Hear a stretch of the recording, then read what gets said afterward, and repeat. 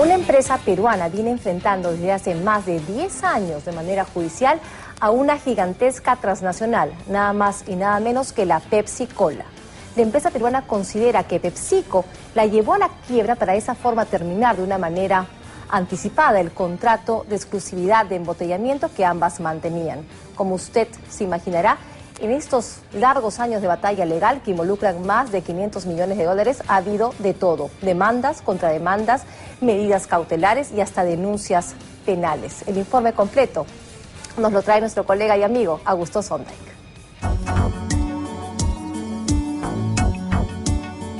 Esta es la historia jamás contada de cómo una sociedad perfecta se derrumbó.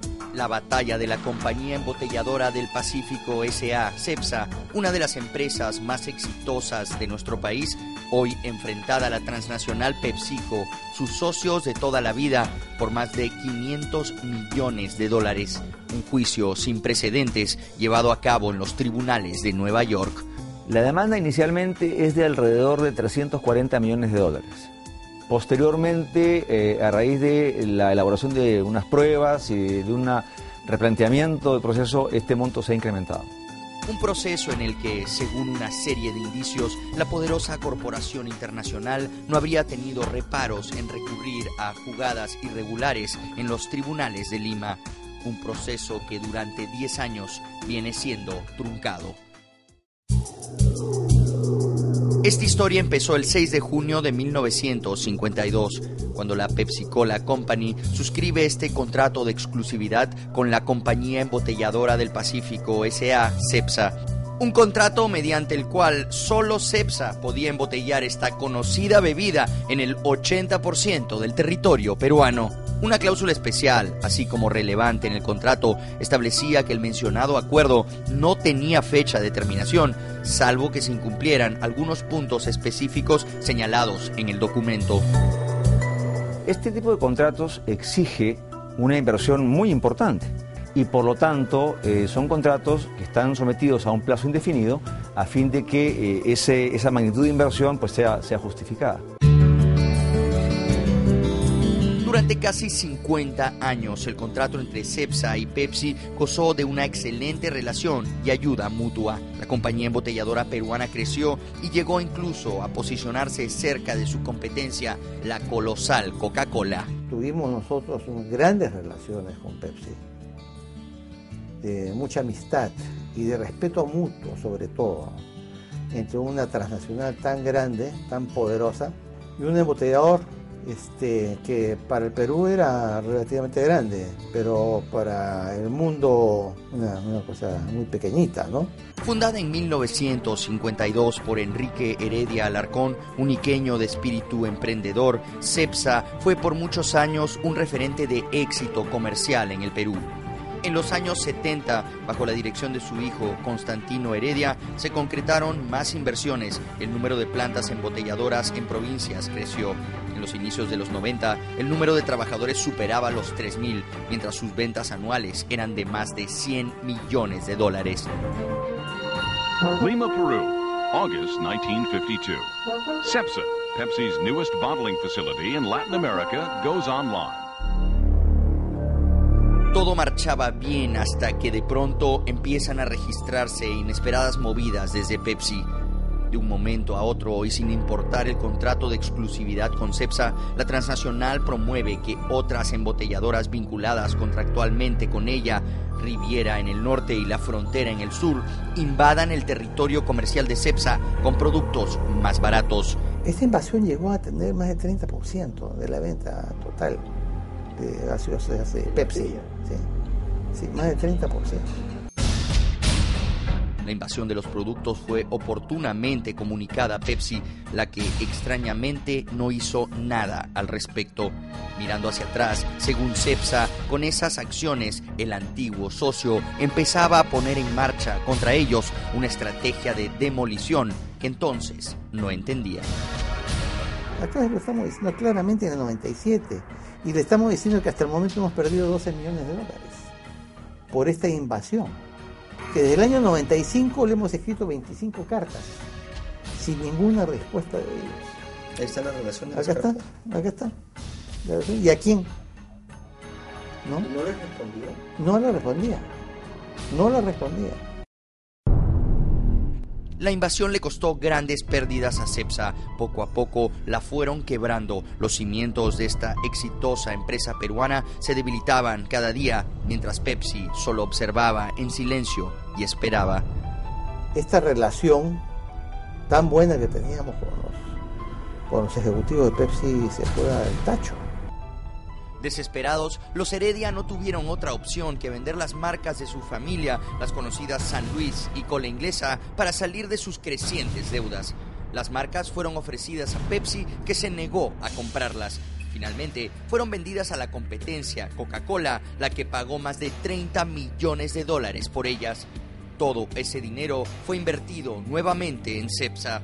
Pepsi seguía en silencio a pesar de que, según todo indicaría, el plan de terminar con el contrato interminable estaba en marcha. Tampoco les permitía, apelando entonces a la rigurosidad del contrato, salir al mercado con nuevos productos para competir.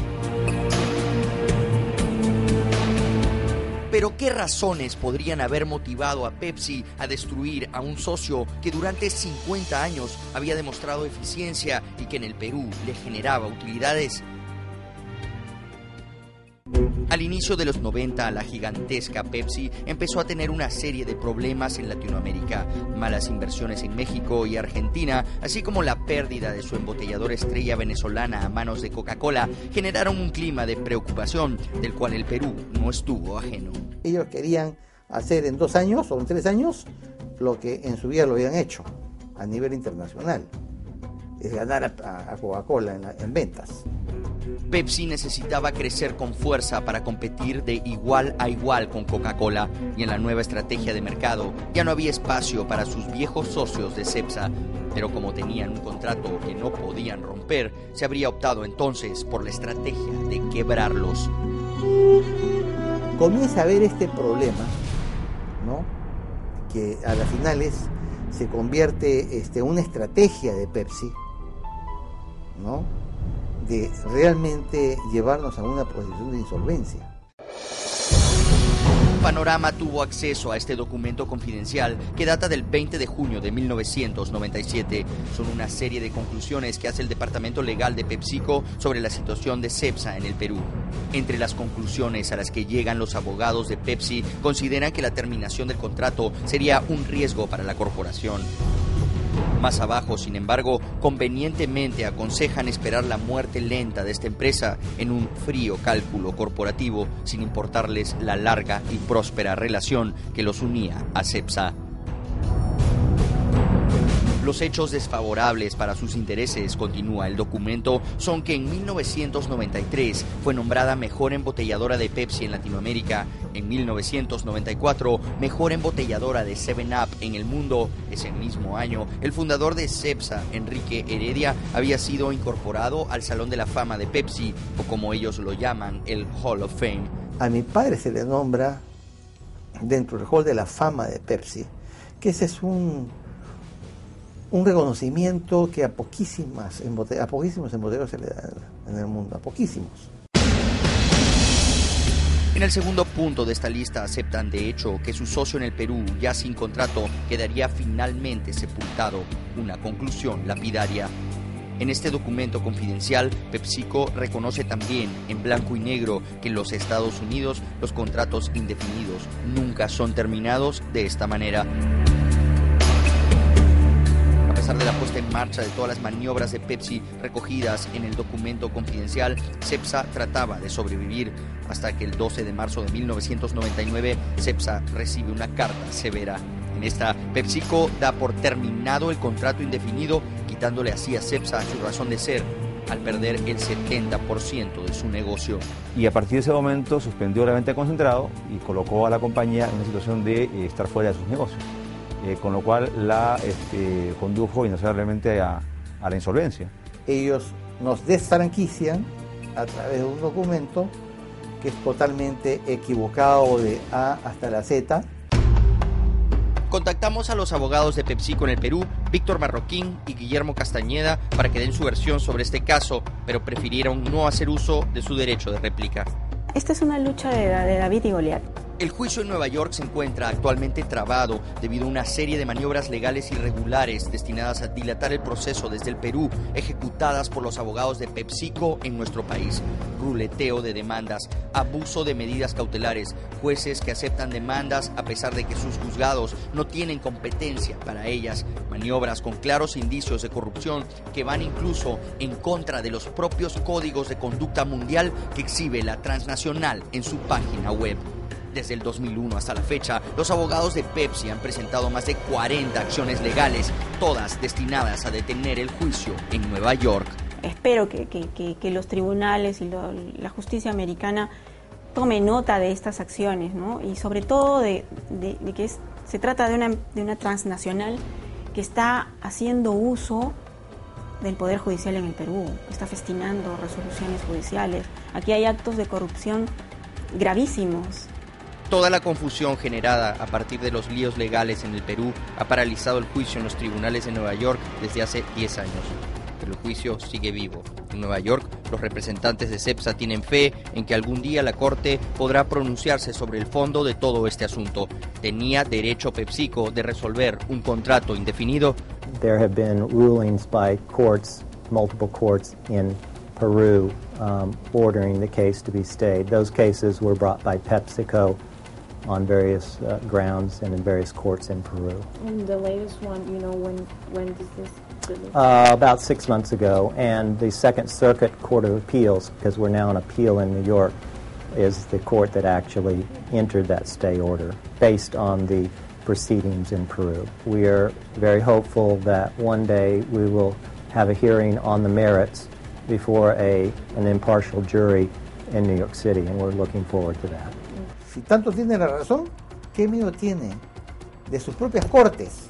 No estamos hablando de las cortes peruanas donde nosotros vivimos. Estamos hablando de las cortes americanas donde Pepsi-Cola vive.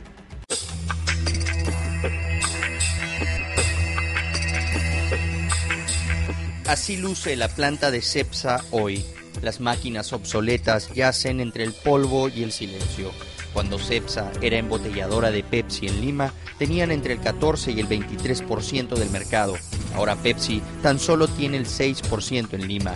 Rivera y Frontera también quebraron y ahora Brahma Ambev les hace el favor de embotellar sus productos, ya que su principal interés es la guerra de la cerveza. La pregunta inevitable es, ¿cuál fue el negocio?